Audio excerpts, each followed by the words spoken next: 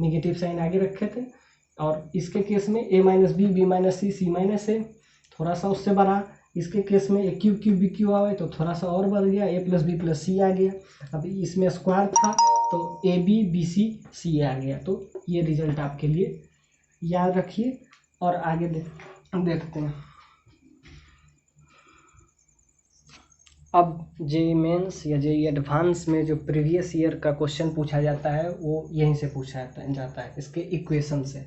अब हम देखते हैं इसके इक्वेशन और इसके नंबर ऑफ रूट्स या नंबर ऑफ इसके कितने इसके सॉल्यूशन आएंगे, 1 2 इनफाइनाइट। तो नंबर ऑफ सॉल्यूशन पे बेस्ड है। एक इक्वेशन यहाँ से है, this is equation first, this is equation second and this is equation third. अब इसका हमको सारे का रूट्स निकालना है। नंबर ऑफ रूट्स पे सारा खेल चल रहा है कि नंबर ऑफ रूट्स कितना होगा। तो अब इसमें हम 3 टर्मिनोलॉजी यूज करते हैं। पहले हम टर्मिनोलॉजी आपको बता देते हैं, उसके बाद एक इक्वेशन है, ये तो सिंपल दिख रहा है, एक इक्वेशन ये है। अब इसमें डेल यूज करते हैं, डेल दैट मीन्स डिटर्मिनेंट। अब डेल में हमको क्या है, इस सारे एक्स और वाई का कोफिशिएंट देखते हैं। देखिए दिस इज एक्स का coefficient a1 a2 a3, a1 a2 a3, by का b1 b2 b3, similarly Z का। तो ये हमारा डेल 1 हुआ, मतलब डेल हुआ। अब डेल 1 देखते हैं क्या होता है।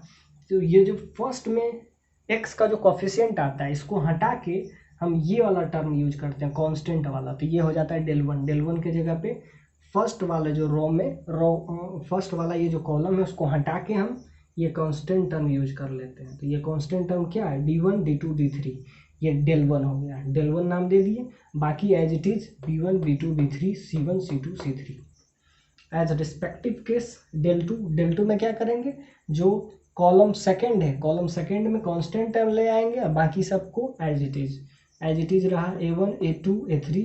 अब देखिए सेकेंड जो कॉलम है ये कांस्टेंट टर्म ऑक्युपाई कर लेगा, d1 d2 d3। This is third term del 3। Del 3 में क्या करेंगे, इसके थर्ड वाले कॉलम को सब्सटीट्यूट कर देंगे d1 d2 d3 से। तो थर्ड वाले से किए तो d1 d2 d3 और बाकी as it is a1 a2 a3 b1 b2 b3। तो हम 3 टर्म यहाँ डिफाइन किए हैं। एक डेल 1 में क्या किए, फर्स्ट वाले में कांस्टेंट ले आए as it is del 2 del 3, ये इतना टर्म हम यूज किए। अब इससे हम प्रूव करेंगे कि नंबर ऑफ सॉल्यूशंस कितने होंगे। तो आगे देखते हैं नंबर ऑफ सॉल्यूशन पे।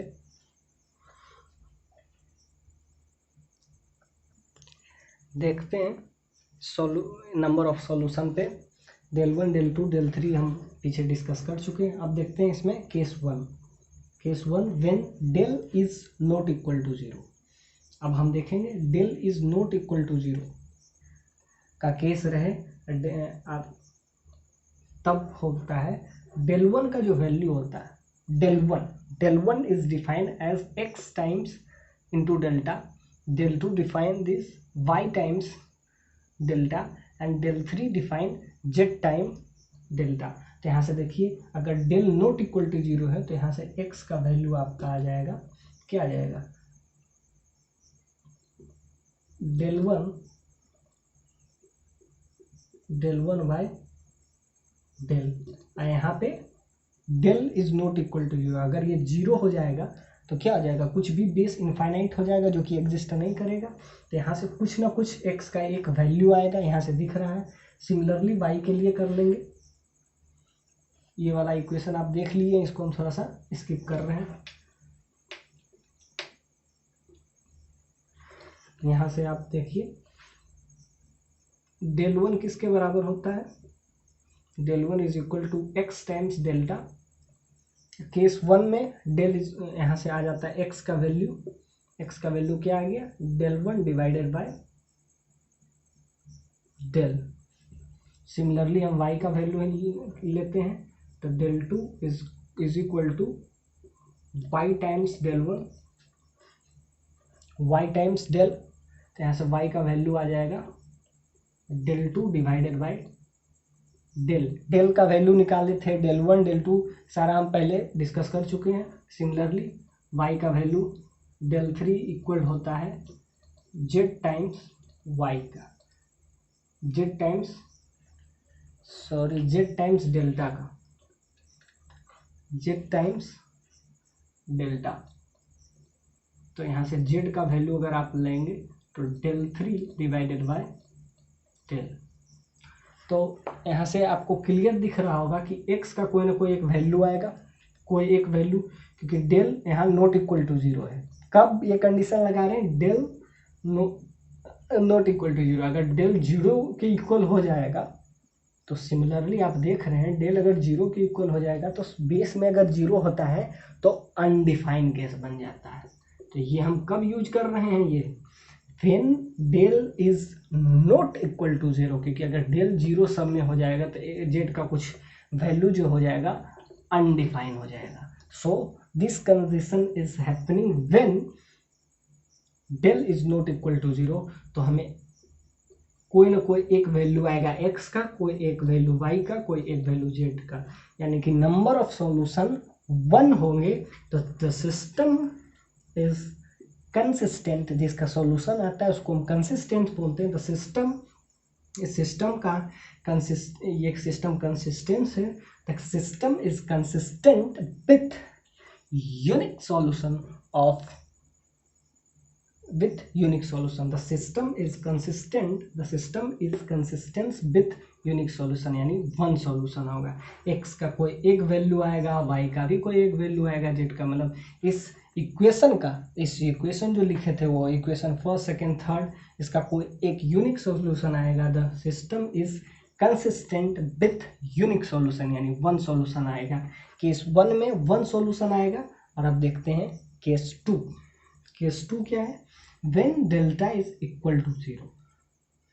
अब हम देखते हैं इसमें, ये अब डेल्टा जीरो हो जाएगा। अब delta zero of any of this del 1 del 2 and del 3 equal to zero. अब देखिए डेल अब जीरो हो जाएगा। अब देखते हैं x का वैल्यू क्या आया था, डेल 1 डिवाइडेड बाय डेल, अब ये जीरो होगा। अब जब ये जीरो होगा तो ऑब्वियस सी बात है अनडिफाइंड टर्म आएगा। अब देखते हैं y के लिए similarly del 2 by del, similarly z के लिए डेल 3 बाय डेल, यहाँ से ये आ रहा है। और क्या कह रहे हैं, one of this del 1 del 2 and del 3 are not equal to zero. इसमें कोई भी जीरो के बराबर नहीं होना चाहिए।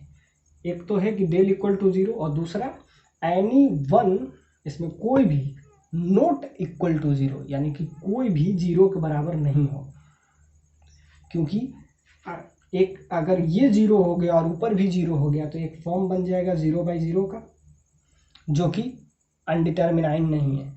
वो 0/0 का फॉर्म लिमिट से आ जाता है। सो अगर 0/0 का फॉर्म सारे बन जाएंगे तो इसका कोई ना कोई वैल्यू आ ही जाएगा, क्योंकि फिर लिमिट से इसका भी कोई वैल्यू आ जाएगा, इसका भी कोई वैल्यू आ जाएगा। तो ये जो 0/0 टर्म आता है, ये हम लिमिट में आगे देखेंगे। ये इसको हम मतलब इसका वैल्यू अनडिफाइंड नहीं होता, इसको हम डिफाइन करते हैं, लेकिन किस में करते हैं, वो लिमिट चैप्टर में करते हैं।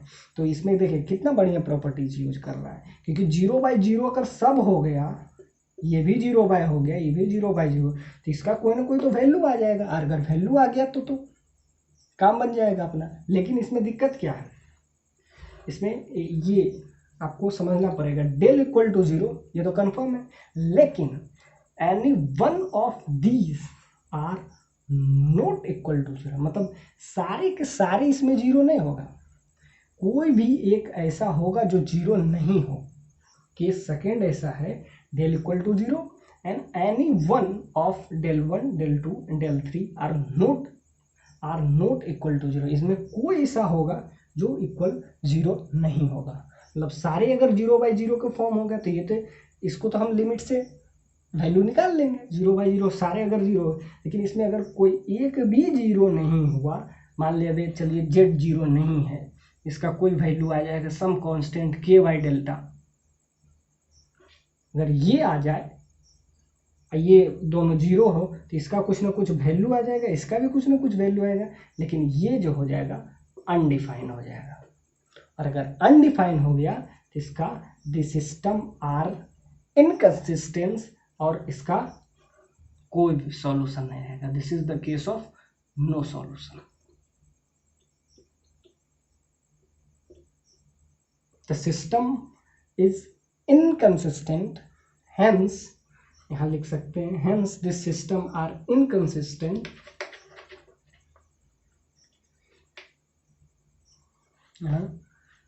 Hence system is inconsistent, the system is inconsistent, that is no solution।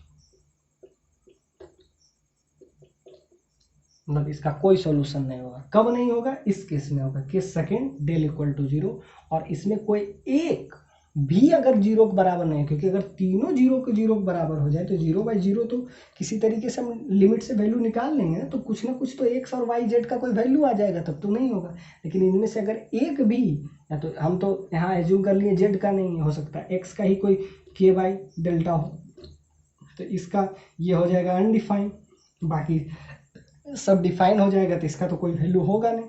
तो इसमें डेल इक्वल टू जीरो होना चाहिए, और इसमें कोई भी not equal to zero, del one, del two and del three, इनमें से कोई भी, तीनों में कोई भी नॉट इक्वल टू जीरो होना चाहिए।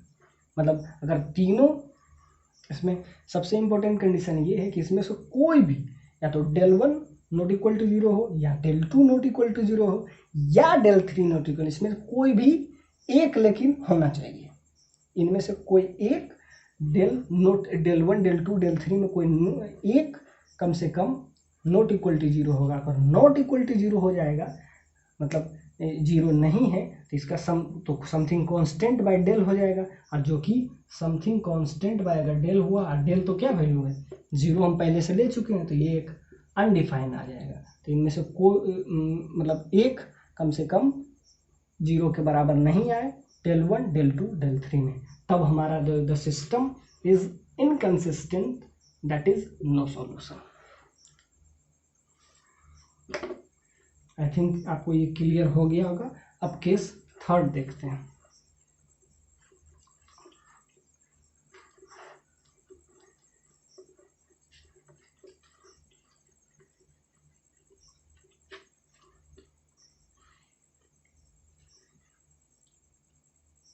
केस थर्ड में हो जाएगा del equal to zero, then del one, del two, del three is also equal to zero.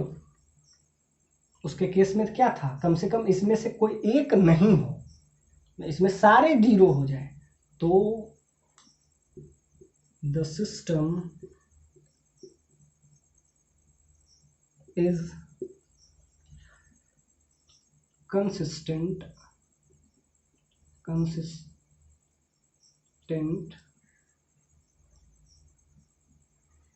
that is infinite solution।